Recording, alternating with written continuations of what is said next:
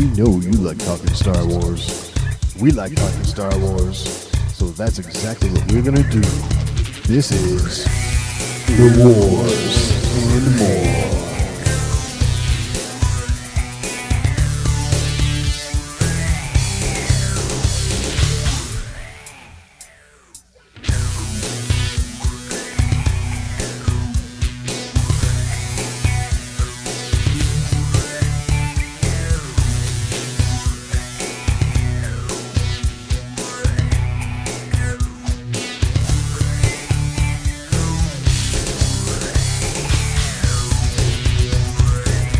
Alright, so this is going to be a strange week for us because we've got tons of rumor, speculation, and almost none of it has to do with Star Wars. This is The Wars and More. I'm Joe, and of course with me is my good buddy Doug. Hey Doug, how you doing this week? Doing pretty good, Joe. How are you doing? Oh, I'm doing pretty good. It's a strange week for the rumor mill. Yeah. Yeah, Now, really. I did say that it has nothing to do with Star Wars, but that's not saying that it doesn't involve people in Star Wars. Yeah, I guess we could call it Star Wars adjacent, right? Yeah. So like it has a connection. There's the connecting point here. Right. But Star Wars proper, yeah, it has absolutely nothing to do with it. But we do have tons of Star Wars related stuff as well, like Celebration. We were talking about Celebration Anaheim, and really one of the things we talked about was it too soon to put tickets on sale, all that, we just got done in Chicago. Exactly. Yeah, we're just over 2 months now removed from Chicago. Right. We were talking about people trying to recover from Celebration Chicago, and here you're hitting us up with ticket sales already. Right. I would have to say we have to squarely chalk this one up in the L column for us. Mm-hmm. Because, yeah, I think we missed this one by a mile. Yeah, I thought this would take a little longer. Right. Now, Celebration's been funny because every year it seems to sell out and things like that faster and faster. Right. And this one was, it was in light speed, like out the gate, Yeah. I think the Jedi Master VIP sold out in minutes. Right. I think it was just over an hour, somewhere between an hour and 2 hours, and 4-day passes were gone. Yep. That is nuts. We got our 4-day passes for Chicago after we got home from work that evening. Right. I mean, now that's not saying we weren't worried about that. We were trying to do it at work, and like the phones weren't working, things like that. So we had to wait till we got home. Right. And we were worried that we weren't going to get 4-day passes. Well, if we were trying to go to Anaheim and get those 4-day passes and the phone, flaked out on us, yeah, we were screwed. Yeah, exactly. Now, I do have to say, here I am, justifying why I was wrong, right? But I guess we can do that. Being in Anaheim, you are a lot closer to a lot of industry people and, quite frankly, a much more densely populated area, So I think... More densely populated than Chicago? Sure. I would think. I mean, California as a state itself. I mean... But, yeah, I guess you got a point. Yeah, because basically everyone out that way is looking at this the same way we were looking at Chicago, Hey, it's close to home. And I think there's a lot more people out that way that would say it that way. So, again, this is me just kind of like justifying why I was wrong, but it makes sense in my mind. So, hey. Well, I mean, and if the Jedi Master VIP, that's no surprise. Those always sell out Right. lightning fast. Yeah. Which at $900 is mind-boggling. Right. But they are super limited as well. The 4-day passes, that was a little bit of a shock how fast those went. Yeah. But even crazier, so from last week's show to this week's show, you also have Friday tickets are sold out and Saturday tickets are sold out. Wow. And so there's a very slim chance that you might even get to go at all if you haven't got tickets already. Right. It's so you got Thursday and Sunday right now, and typically Thursday and Sundays are lighter on the whole panel offering. Right. So that's why those are the last to go.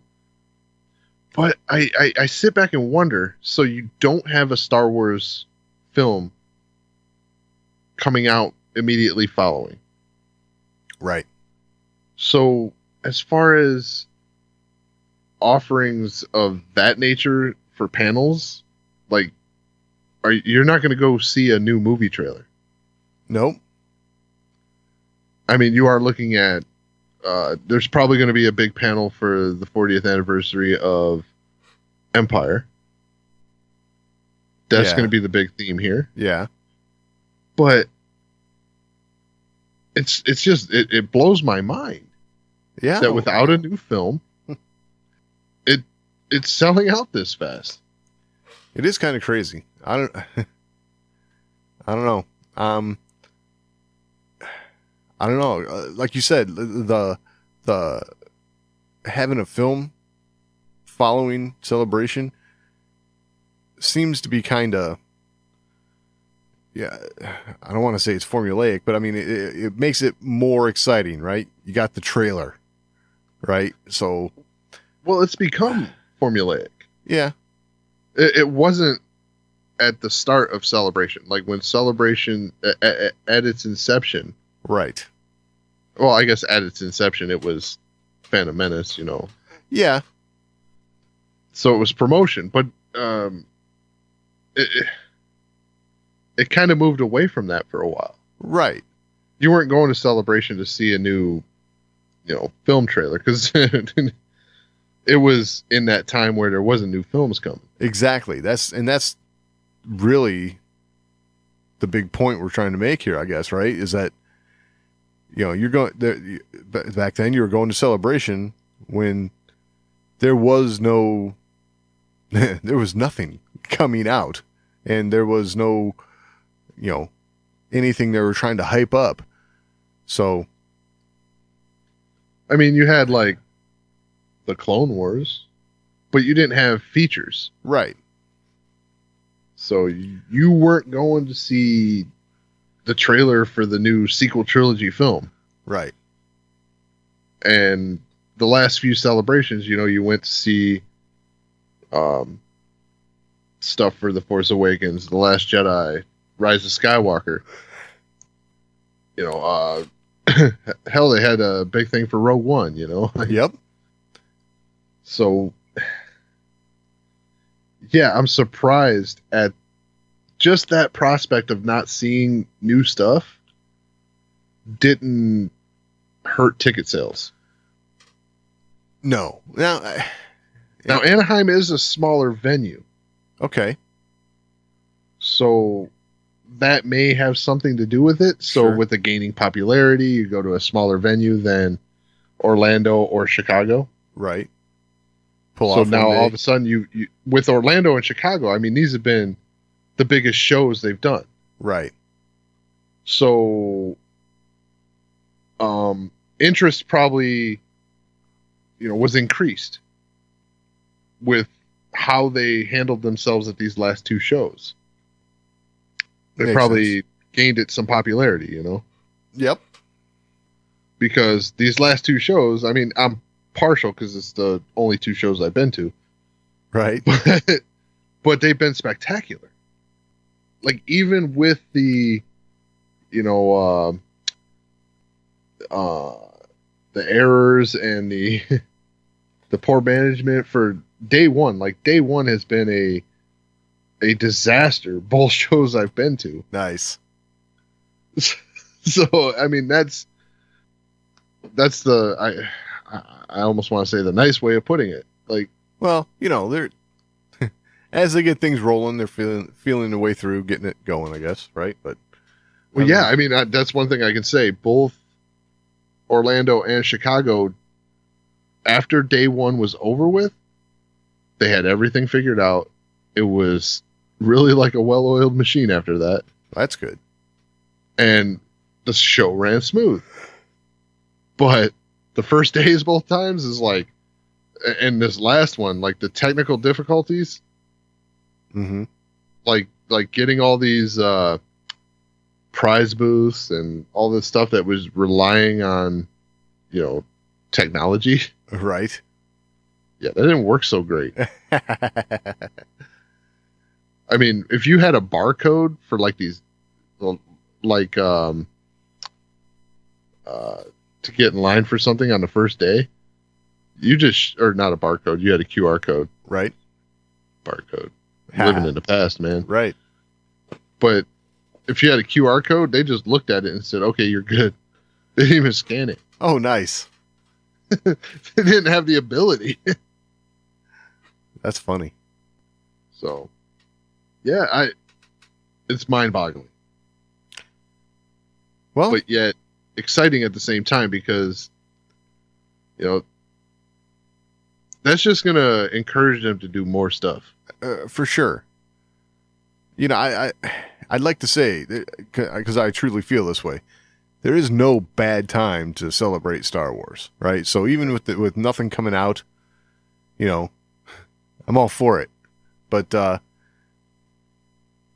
it does seem a little surprising, I guess. I think you and I were both of the opinion that it wasn't going to be quite quite as quick of an ordeal as it was. Yeah, and I thought there would be some, there would be a little bit of a delay in how fast this would sell, just because of that close proximity. Right. But yeah, Star Wars fans, you never fail to amaze me. We love our Star Wars. That's for sure. What I will say, in I'm sure a lot of people would be really interested in what I'm about to say. With how well this did, with that, short break, if you can call it a break, 2 months, right? I hope that gives them the idea to do another celebration next year, like 2021. Yes. Yeah. I should say that. Yeah, the next year, the following year, 2021. Right. Because I gotta say, I think our European friends really deserve another celebration. Oh, yeah. And there's a lot of fans that are super upset that Europe didn't get another show.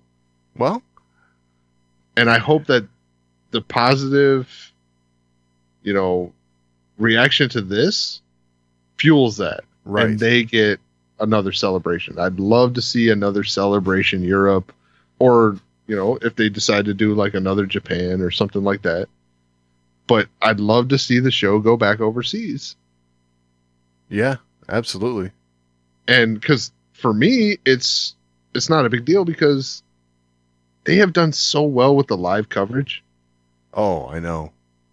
That is one thing they do that is absolutely fantastic. So yeah, it doesn't really hurt us for it to go back over there and, let's spread the Star Wars love, man. Yeah, true.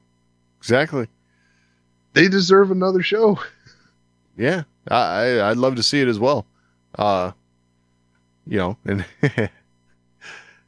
every now and then, my wife hints at a European vacation trip. That would just tie right in for me if we could work it out. There you go. That's the way to sell it. Hey, you want to go here? That's right.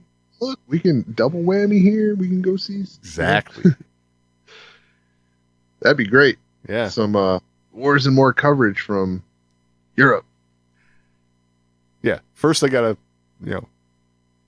do a show over there. But hey, a celebration over there. Yeah, internet, man, internet. Yeah. It's a fabulous thing. Right. Might deal with a little more delay than we're dealing with. Yeah, maybe. Well, maybe not. Never know. But yeah, I'm definitely so for our Star Wars friends in Europe, I'm in your corner, man. Absolutely. Let's do it. 2021 Celebration Europe. All right. Galaxy's Edge. We're kind of sounding like a broken record here, right? Say, we're still talking about this, huh? Okay. Yeah, it's crazy because it's it's only the park's only so big, right? Right. And we ain't been there yet, so right. What the hell could we possibly have to talk about? Yeah. Well, I think this garners a conversation. So the 24th was the first day open to the public without reservations. Okay. And, well, if you didn't hurry your ass up and get over there, you didn't get in. Because within 1 hour, Galaxy's Edge was at capacity. They had to turn people away. Wow. So 1 hour. 1 hour. And this is okay, so the 4 hour limit thing is over at this point then, right? Correct. Oh, wow. Yeah, once you get me in there, you have to pry me out, so Yep. Yeah, it's that's pretty wild. 1 hour. So not only that, but within that much time, the wait for Smuggler's Run was 3 hours. Oh, okay. So we know what everybody's focusing on. Yeah. Yeah, 3 hours. But I guess, spending 3 hours waiting around in the Star Wars universe, not a bad thing, right? I mean, no, and from what they say, even the line's an experience, right? Exactly. I mean, I'm sure they do it up kind of like Star Tours, right? So you're moving through stuff, and there's stuff to catch your attention. From what we've been able to see so far, little bits that we've been able to glean, I'd say it's better than Star Tours. Well, yeah, because for a portion of it, you're actually in the Falcon. Right. Pretty cool. Yeah. Getting instructions from Hondo. Yep. So, all in all, not a bad thing as far as I'm concerned. No. Now, that being said, with the 3 hour wait, by 10 a.m., it was down to 40 minutes. Oh, no way.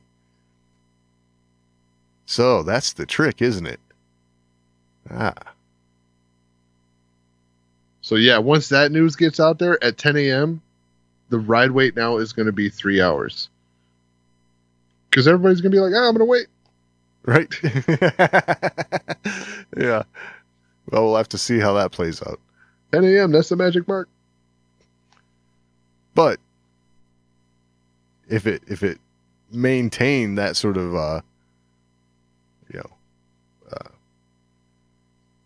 diminishing wait time, maybe you could hit the park to get in and then go sit down and have a couple blue milks and Then get in line. What that sounds like to me, though, is they're doing a good job of keeping it moving. Oh, So yeah. they said it was 3 hours. Right. Pretty sure you were on target there. If you got in line that said 3 hours, within 3 hours you were on that ride. Oh, yeah. So it's not being delayed. Right. You know, they're not doing tons of shutdowns and, you know, having to do a bunch of maintenance, things like that. It is flowing well. Yeah, for sure. It's the way it sounds. Which for a park opening and the opening of new attractions, that's pretty spectacular. Right. Nothing ever goes right when they open these things. Yeah. You know, being in close proximity to, you know, Cedar Point amusement park, I know this. Right. I'm a pass holder out there, so I'm always there beginning of the season to get on the new ride. And I always wait ridiculous amounts of time. You know, it says 2 hours when I get in line, and 4 hours later I'm finally riding it. Right. Because they've had to shut it down 5 times because, you know, this happened or that happened. So now granted, I know things can go wrong with anything, but a lot of times those are mainly coasters. So right. Yeah. Even still, I know you got a lot of stuff that's moving to, you know, it's mechanical. Machines break. Yep. Period. Yep. And you're also relying on, you know, technology for that display and all that stuff. So yeah. Technology never breaks down. Mm-hmm. Uh-huh. Yeah. Yeah. As we experienced on this show, even like right. We were fighting with Skype for quite a while there. So yes, we were. And Skype's much simpler of a program. Just saying. Yeah. But yeah, that's cool to see that, you know, even though it's crazy opening up and lines are getting nuts, they're still moving. So, and that's awesome. I'm guessing that people were able to get in later on in the day. Uh-huh. I'm guessing they didn't stay at capacity the whole day. You wouldn't think so. But like I said, man, you'd have to pry me out of there. So I don't know. I wonder if there's like a queue of people waiting to get in. Like when someone walks out, okay, we can let 3 more people in. You know, I wonder how that works. Well, they have that boarding party thing that we talked about last week. Right. Do the virtual queue. Yeah. So I think probably at opening, it's standby. Yeah. So if you're there, and you get in. That makes sense. If you can beat the rush in the morning, cool. Right. That's my guess. But you can definitely do the whole boarding party thing later and get in when space opens up. Yeah. And hell, that might not be a bad thing. The wait for Smuggler's Run went down, so. Yeah, exactly. They forced you to go in later, but you waited 40 minutes, they waited 3 hours. Suckers. Right. That just gives you more time to check out all the other stuff. That's right. Absolutely. Building your own lightsabers now a 2.5 hour wait, but who's counting, right? Right, exactly.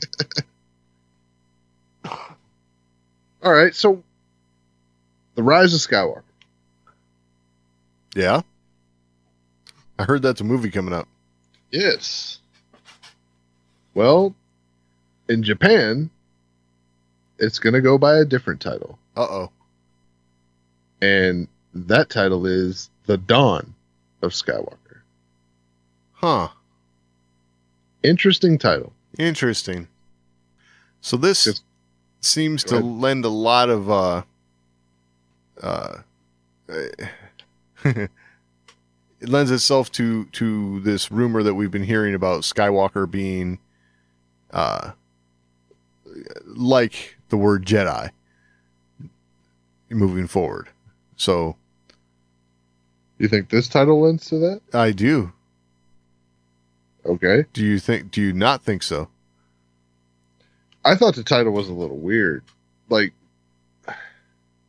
I hear the dawn of Skywalker, and I'm kind of like, dawn, beginning, Right. starting. So I was like, that's. You know what? Now that I'm starting to say it, I'm with you. Yeah. So Never mind. Just forget what I was gonna say. So yeah, this I guess you might call it a new. I don't want to call it an order, but whatever. The dawn of a new order. The Skywalker order, right? It's the dawn of that, and That's hilarious. I had somewhere I was going with that, like, and then as I started saying it, I'm like, damn.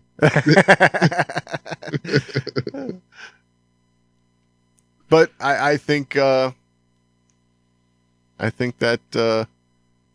that's what that's hinting towards anyway. So Skywalker is ultimately going to have less to do with, Anakin or Luke, as opposed to, some sort of Force user in the future. Yeah. What was the what was the title, the Hungarian title? What was that? Age of Skywalker. Ah, yeah. So we got the Dawn of Skywalker, Age of Skywalker, Rise of Skywalker. Right. Yeah, I think this whole Skywalker becoming the new word for Jedi, essentially. Yeah. The new vernacular. Yeah, so being a Skywalker is being a part of the new order. It's really starting to make sense. Yeah. Well, And more so because of the other titles. The Dawn of Skywalker, Age of Skywalker. Those both kind of hint at something like that. right. I mean, not to go down this path, but I mean, I'm sure when people heard Rise of Skywalker, they were having some sort of a like a Easter Sunday type thought for Luke Skywalker happened. You know what I'm saying?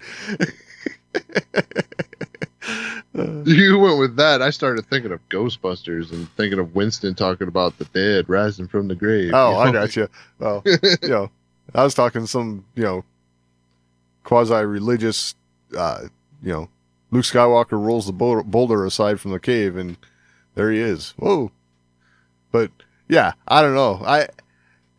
Not very original. Yeah, that story's been told. But I know this.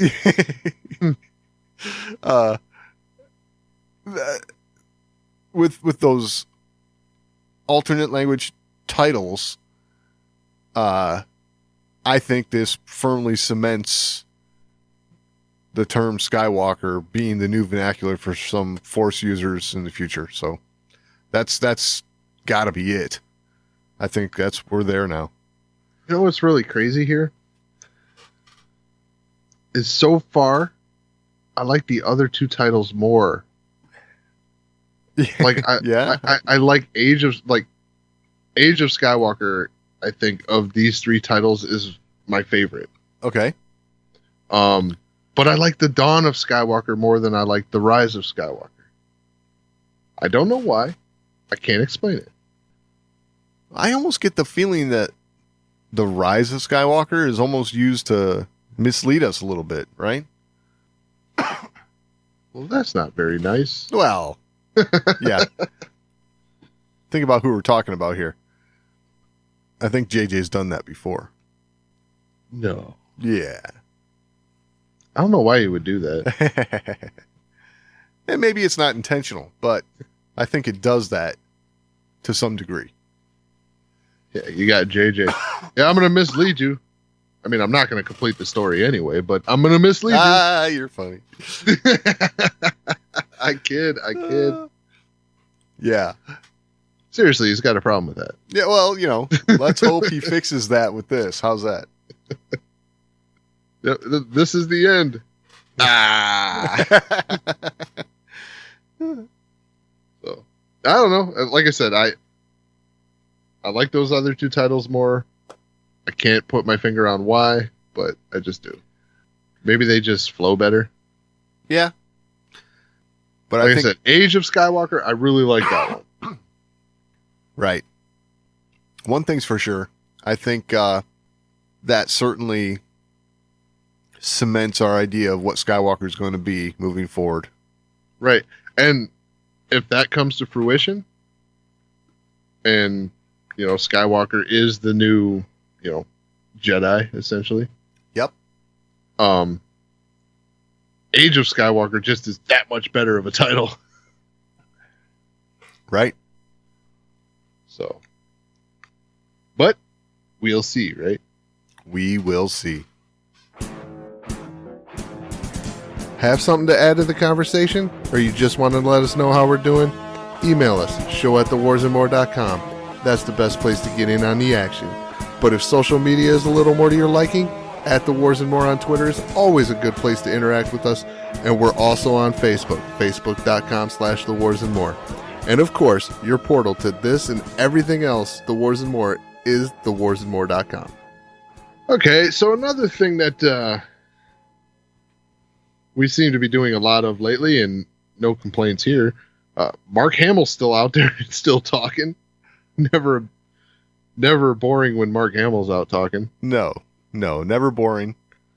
And yeah, you said Mark Hamill's talking, and boy, is he talking.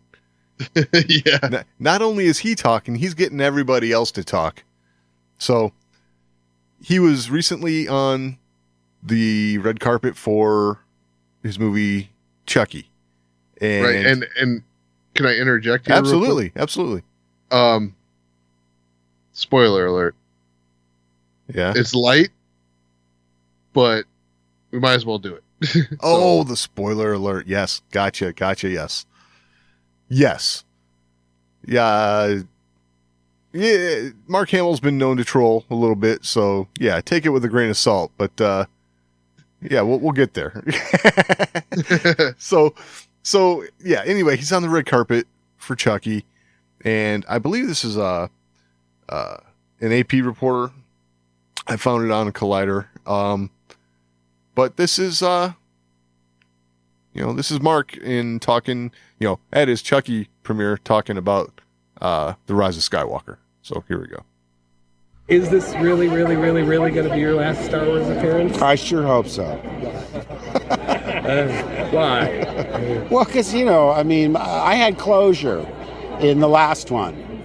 The fact that I'm involved in any capacity is only because of that peculiar aspect of the Star Wars mythology where if you're a Jedi, you get to come back and make a curtain call as a Force ghost. Ooh. So, what do you make of that? Well, first off, we'll go right to the end of what he says. Yes. And when he says that make a curtain call and come back as a Force ghost. Yeah. It's the only time in the entire time he's talking that he looks at the camera. Uh-huh. And he looks at the camera and gives this, evil grin. Yes.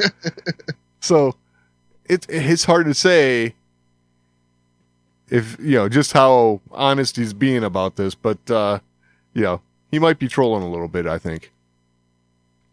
We'll see. Yeah, it's just the question is who is he trolling with that? Oh, I know. Is it us or is it like Disney? Which, hey, what's he said in the past? What are they going to do? Fire me? Right. They don't listen to me. Who needs them? Yeah. Yeah, because I could see that meeting after that. Like, Mark, you had the talking points. What the hell, man? Exactly. But So what do you make of him saying, "I hope I'm done"? Well, the way he laughed after he said it and everything like that, I think he's just kidding around. Yeah. There may be some truth in that. Right. Maybe he is, he's got to conclude his story. He's ready to move on. Yeah. I think it's got more to do with that. He's mentioned his desire or his idea of what would have, could have, should have happened in the sequel trilogy isn't exactly how it played out. So, we're not seeing any of this from his point of view, right? So as a guy coming back to the franchise, working on set, acting his films out, he didn't maybe necessarily get to do it exactly the way he wanted. So he's like, okay, I've fulfilled, what I said, contractually what I said I'll do, and okay, I'm done. I've got my closure. I don't know that it's necessarily that even, I think with what he said in the past, that he was going to come back, he was going to be that Obi-Wan character, and he was going to pass the torch, right? Right. Now, while he wasn't exactly that Obi-Wan character, right, he was something similar. Yeah. But not quite that. But I don't think that has any bearing on what he's saying right there. He came back. He did his thing. He's passed the torch. He's concluded his story. I don't think there's anything with it didn't go the way he wanted or anything like that. I think it's just he did what he always wanted to do. Okay. Whether that's what he thought it would be or not is, not substantial as far as that kind of comment goes. Okay. So he's just, like I said, he did what he wanted to do. Yeah, it may not have been the way he wanted it, but he did what he wanted to do. Right. And that's that. Okay. So he concluded his character. He has that closure to have finished his character's story arc. Right. And I think that's all he needed. Like I said, whether it was the way he wanted it or not, sure, I don't feel like that's driving his decision here that he hopes he's done. He got his closure. So he's good. I will say that there's a lot of people online who are running with this, like, here we go, Mark again, hating on the sequel trilogy, blah, blah, blah, I don't think it's that at all. I don't think it's that, because, I think he still looks at Star Wars with a lot of reverence and, and with everything that's been said so far by Mark Hamill, okay? Yep. I don't think at any point along the way he's actually hating on the sequel trilogy. Right. Mark Hamill is a very opinionated person. And he says what he thinks. Yep. He always has. This is not new. No. So him voicing his disagreements with the way things went is not out of malice. No. It's not out of anger. It's just Mark Hamill being Mark Hamill. Yeah. I don't take away from any of this that he's like pissed off. He's not. He's just voicing the stuff that he saw going differently. And that's that. He's not being, like I said, mad about it. Right. So I think we are all digging a little too deep with, what does he really mean? Well, no, Mark Hamill doesn't really mean anything. Yeah. Like with that, he's just saying, okay, look, I didn't really dig the way this went because I imagine this. He's not saying it because he's mad with it. He's just saying that he saw it differently. Yeah. That's it. Well, I have to say, after watching years and years and years of Mark Hamill interviews, something that I think we all know that he'll do from time to time is kind of like interweave his first and third person point of view with him and his character, like him personally and his characters. And, if you look at it from that point of view, what he said, when he says, I have closure, he might be actually talking about Luke Skywalker. Mm-hmm. Because he definitely does that. He'll be talking in an interview. He'll say, yeah, and then I go and I pick up the lightsaber for, and he's talking about the scene of the movie, so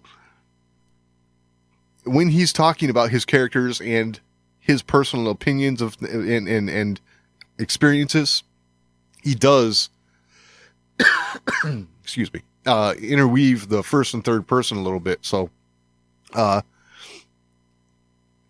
he could be coming from that angle as well.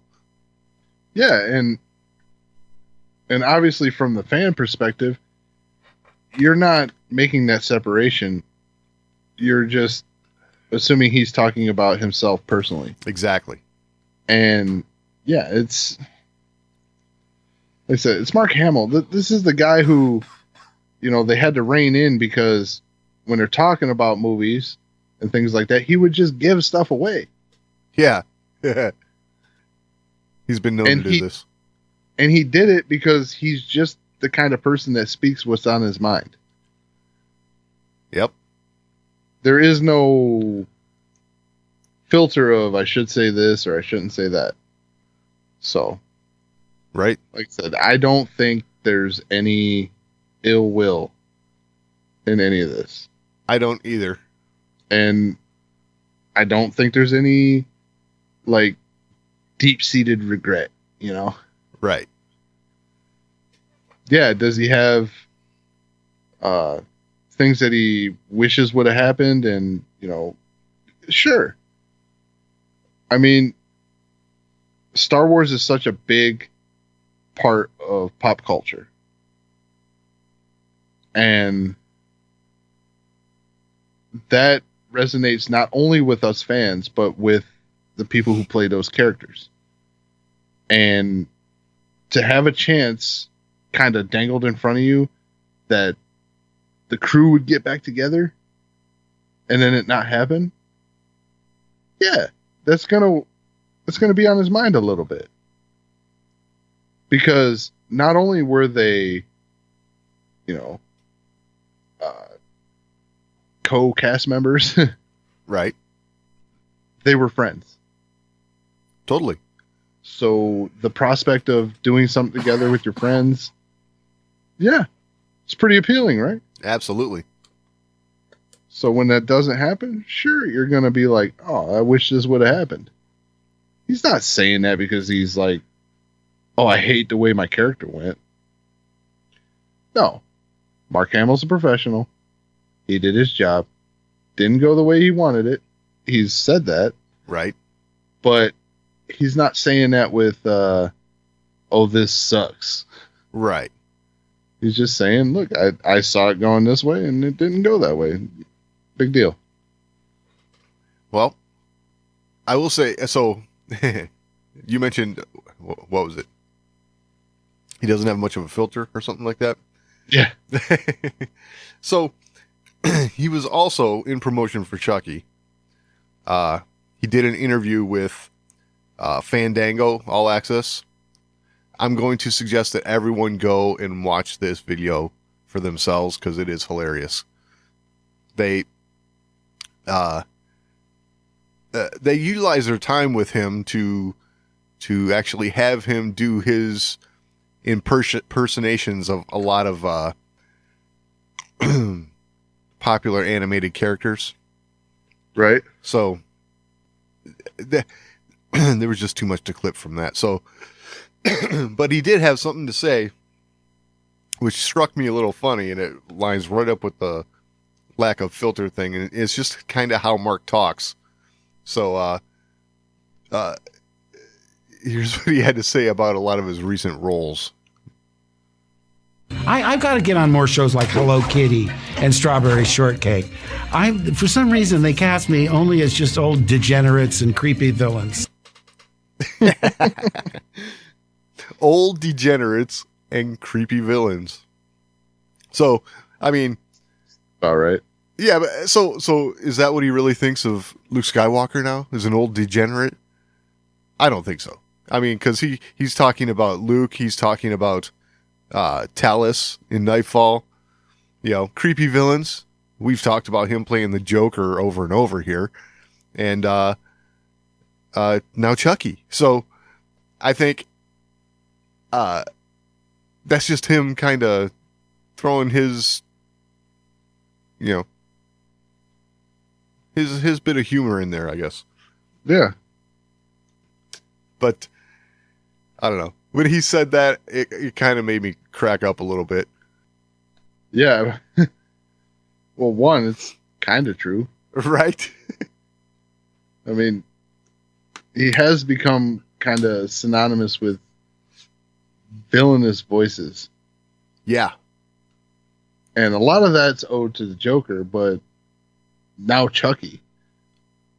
I mean, Right. Chucky's another one of those things from my childhood. Is like, that thing freaks me the heck out. Oh, yeah. And Mark Hamill's voice in that is just even creepier. Yeah. It's creepy because it's I don't know. It's not like super sinister all the time, which makes it worse. No, because it's Mark Hamill, and he's always got this like playful tone, Yeah. right? And he really got to work with what he's good at, which is being playful and joking around. Right.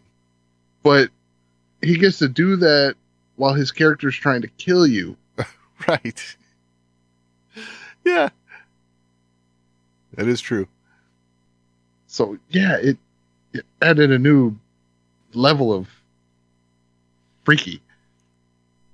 Yeah, totally. I just thought it was funny. I don't know. He's creepy villains and degenerate old guys. All right, so we're talking about Mark Hamill and his role as the Joker. Right. So what do you make of this? Warner Brothers Yeah. courting J.J. Abrams and Bad Robot. Well, it's I mean, it's a hell of a courting. kind of interesting. Yeah. All right. So I've got I just want to read like the opening from this article here on we'vegotThiscovered.com, right? So the title is Warner Brothers eyeing J.J. Abrams to direct the DCEU movie. That might be a leap there. I don't know.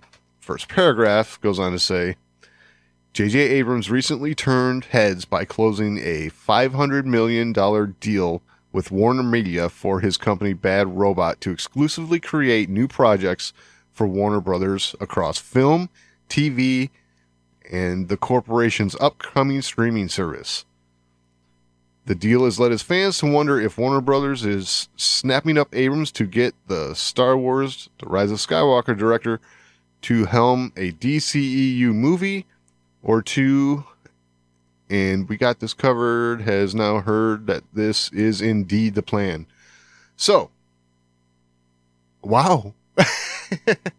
I mean, Yeah, so I'm under the impression with everything I've read that this deal has not been signed. okay. So it's not like a done deal yet. It's funny you say that because the first sentence of the second paragraph says our source hasn't told us that it's 100% going to happen. Right. But So everything I've seen is that Warner Brothers has approached JJ and Bad Robot with this offer. Right. So it could happen. It may not happen. Who knows? Well, okay, so let me just throw this out there. And this is a stretch, okay? This is me speculating completely, 100%. How would you feel about JJ being the next quote-unquote Kevin Feige of the DCEU? We talked about this last week. I was just going to say, this is a common theme now. Right, exactly. But what of it? What do you think? Well, one thing I've never expected out of DC, okay, is a whole lot of continuity. Right. Okay, DC has always been kind of all over with their continuity. I totally agree with that. And I guess it's been... I never really thought of it this way, but I guess it's kind of the appeal. Because they're just telling stories. It doesn't matter if it lines up with prior stories. Right. Okay, and that opens up a whole new level of creativity for new people coming in. Right. When they don't have to adhere to it. So I don't know about this whole singular vision thing with DC. It's not been something we're used to. You know, okay, yeah. Could be a good thing. Right. It really could be. Yep. Now, we are also talking about a singular vision for this run of DC stuff. Right. So that's not necessarily going to be, the future projects are going to be beholden to this. Exactly. That's kind of where I was going to go. I mean, I could see this being, let's just say, I don't know, the next 8 years, right? They map out, what they want to do with certain films and storylines, and basically have, like we've talked about, a singular creative mind at the helm with other people doing the directing, the writing, all that kind of stuff. But, the person handing out the outlines might be JJ, right? I could see that working, because it's just kind of like you don't have to worry about what came before, right?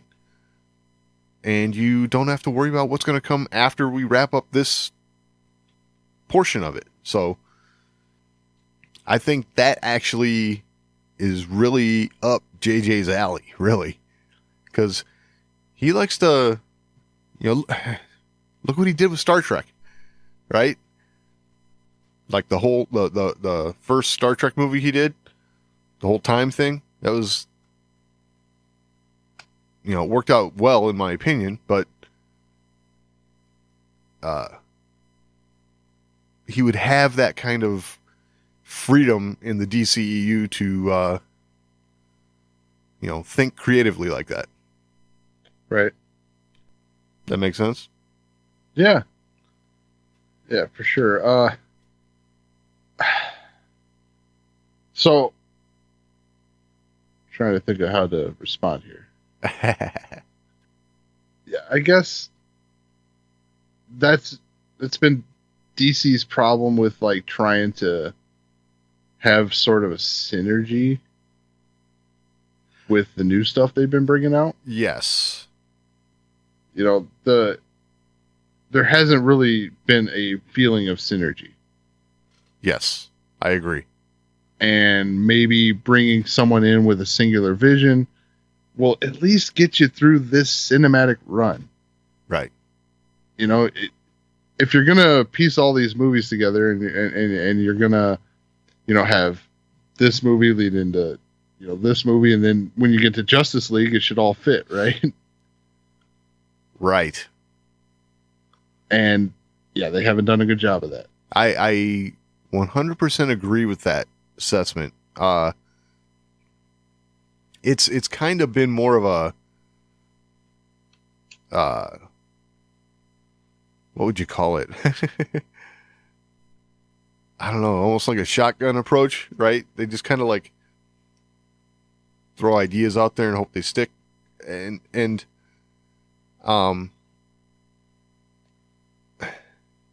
Well, for instance, what's in the works right now?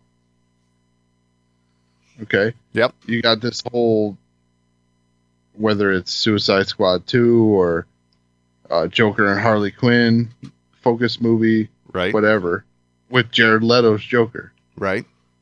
And then you've got this other project with, Joaquin Phoenix's Joker. Right. Well, those two don't exactly line up. No. And that's just confusing to people, that are just coming in or would be interested in possibly coming in. Yeah, okay, your hardcore DC fans, they're not going to give a damn. Right. They're used to this. Yes, this is kind of a DC style, for sure. Even though I do see repeatedly DC fans getting upset about this kind of continuity. And yeah. I always kind of go like, have you been paying attention? Like, yeah, exactly. I mean, though, and we always come back to this, though it always kind of follows the same thread, but how many different ways have we seen Bruce Wayne's parents getting killed? Right. It's it's got certain aspects of that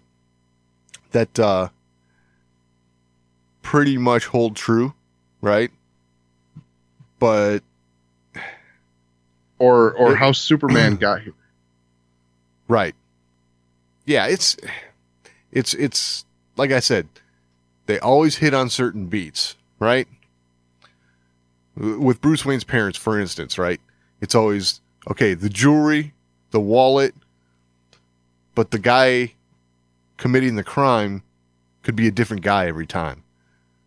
Right. It's... But, I mean, how many times have you seen it where it wasn't necessarily the jewelry and the wallet, but it was an assassination? That the jewelry and wallet thing was just a kind of a guise. Well, that would be a different take on it. Well, that happened. Yeah. So there's always like little subtle nuances that change, Yeah. And it changes to fit the story they're telling that particular time. Right. Which, for DC has been kind of the modus operandi, I guess. But again, I think someone like J.J. Abrams could operate in that universe that way really well. It's going to leave him a lot of opportunity to do whatever he likes, right? Mm-hmm. And maybe like I said, if he's like the guy handing out the outlines to all the directors and the writers, maybe they follow a story arc over the course of several movies. Maybe, I don't know, 8, a dozen, whatever, over the course of years. A story arc, overarching story arc. Thanos. You know what I mean? I mean, everyone has their own thing. When they do the individual superhero movies, they've got their own local villain, let's say, that they have to handle, because that's kind of the way it works in comic books. If you're dealing with comic book characters, each, Batman's got his Joker, right? Superman's got his Lex Luthor. And when it comes time, they all get together to handle this one big thing. Right. And hopefully next time when that happens, it's not Steppenwolf. Exactly. Yeah, And I think that's the biggest complaint is if you're going to do stuff like that, like, okay, you're going to have Batman and Superman, right? And they did Doomsday, and they did Doomsday in a much weirder way. Yeah. And they almost made that, I hate to say it like this, but they almost made that Doomsday kind of a punk. Okay. Yeah. Yeah. I mean, it definitely wasn't like the Doomsday in the comics. No. You know, you're going to do a story like that, you're going to bring in Doomsday, and you're going to make it, 5 minutes on screen. Doesn't really work. Right. And then you do Justice League, and, Darkseid's not really a part of it. Right. So Darkseid's supposed to be the big villain here, but you only kind of hint at that. Yeah. I understand that they tried to mimic Marvel, but they did it in a rushed way. That's kind of how I'm feeling about like everything that's been done with the DCEU as of late, is that it was kind of rushed. Right. And almost like, yes, we need to try and imitate, to do something here. But, if they would have taken their time and like, put been playing the long game, let's say, with these stories, it could have been done so much better. Now, don't get me wrong. I've enjoyed each one of these movies to some degree or another, but I think they all could have benefited from, like I said, playing the long game with the storylines. Yeah, it's just like the thing that bothers me is like, so you need like a placeholder villain leading up to Darkseid, right? Sure. Why Steppenwolf? I don't know. Like, you couldn't have done Brainiac. Right. I think like you couldn't have done a Justice League thing where they're dealing with a bunch of crap. Right. You're dealing with stuff like Brainiac. You're dealing with stuff like Joker. While the whole time all this is going on, Darkseid's making his move. Yes. I would have loved to have seen something where, okay, maybe they have you have the Joker thinking he's using Lex Luthor, and Lex Luthor thinking he's using the Joker, and they team up, and they're both trying to achieve what they want individually, but they're working together for a time to achieve something larger, criminally, So like a DC comic. Yeah, exactly. So, I mean, something like that could have, like I said, played into the long game of the storytelling better, I think, than what they did, and God knows, with the Darkseid thing, they tried to do, like I said, they tried to mimic Marvel. Right. It was like, so Darkseid and Steppenwolf was like Thanos using Loki. Right. But in a much more condensed fashion. Yeah, that's the thing is it didn't play out long enough for you to really get a sense of what was really happening there. Yeah, I mean, you have, so Man of Steel, when they came out with Man of Steel, wasn't part of this whole arc. Right. It was just, they came out with a Superman movie. Yep. Then they've pressed Batman vs. Superman in there. Right. And then go straight to Justice League. Because everything they did in the DC universe in between there had nothing to do with any of it. Suicide Squad was just its own story. Right. So you're trying to pick up on a movie market that has had how many years of leading up to Avengers Endgame? Yeah, that's 10 years. 10 years. Yeah. So you're trying to pick up on that market. Right. That market has been, hit with movie after movie after movie after movie leading up to this epic conclusion.